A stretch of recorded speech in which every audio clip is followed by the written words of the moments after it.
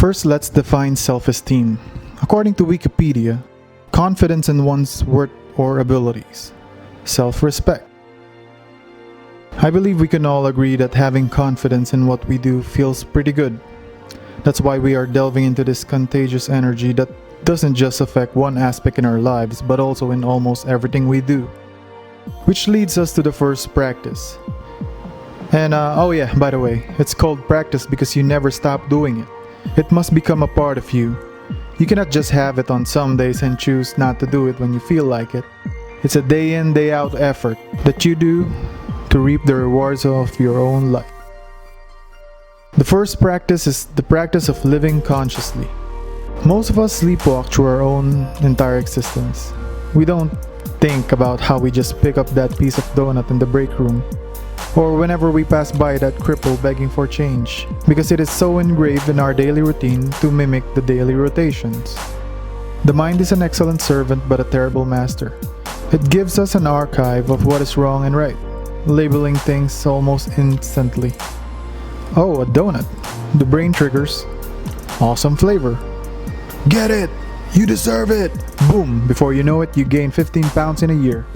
And here's the bitter truth. If you associate with your mind, you begin resorting to evasion and denial. I know I eat unhealthy, but enters your mind saying, everybody else does it, so... See what happened there? The mind created a reason to justify the bad behavior even though we know the truth of the facts. Almost everything is alright with moderation, but the mind doesn't stop controlling us just in our diets. It does it in other aspects of our lives. I know I am living beyond my means, but... I know I was wrong and should apologize, but... That's what happens when we are unconscious. The secret is being in the moment without losing context and being willing to see and correct the mistakes instead of justifying it to ourselves. Number 2, the practice of self-acceptance. Accepting does not necessarily mean liking. Accepting does not mean we cannot imagine or wish for change or improvements. It means experiencing without denial or avoidance. That a fact is a fact. As I often said in my other videos, anger is manifested because its continued existence requires opposition. So here's a scenario between a patient and a doctor. I'm filled with anger. Can you accept the fact? I don't like it. Can you accept it? I can accept. Good. Now we can begin to find out what you're angry about. When you accept situations instead of resisting it, perhaps the common phrase maktub will start making sense to you, meaning it is written. The practice of self-responsibility. Say this right now, alright? No one is coming to save me. No one is coming to make my life right for me. No one is coming to solve my problems. If I don't do something, nothing is going to get better. I'm gonna let you in on a little secret.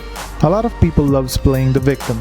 It's always the government's fault why the economy's going down. It's the greed of the rich, that's why I'm unemployed. Not because I'm an alcoholic who can't hold a job or because I don't show enthusiasm at my job. It's easier after all to play the victim than do something about your situation. As a species, we are programmed to avoid pain and seek pleasure. So most people just sit on the couch, watch TV, and wait for a welfare check. This is still the land of opportunity. It just comes disguised as hard work. Only those willing find success. Take control now. If you still believe that it's desirable to fit in than to stand out, you cannot be self-assertive. In our society, we experience safety and serenity through the affiliation of a tribe, the family, or a group, etc. And quite often, self-esteem is perceived as threatening and frightening because it signifies individuation, self-realization, or the unfolding of personal identity. Therefore, separateness. So we just keep our head low and surrender to peer pressure most of the time. Just start eating meat, drink with us, smoke with us, watch brain-degenerating shows with us. Trust me, I experience this every day, that's why I know who I am. Because I know who I am not. Some people stand and move as if they have no right in the space they are occupying.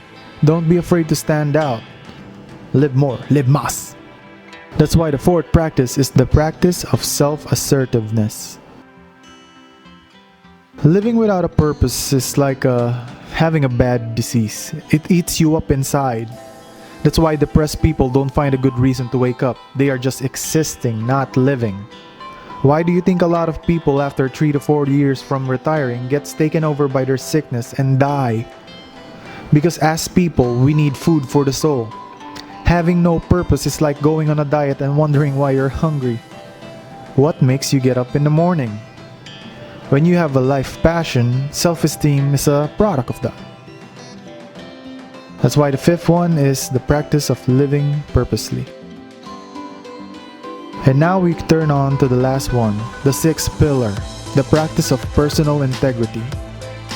A building can't hold itself up without structural integrity. This is what the sixth pillar holds, your sense of self.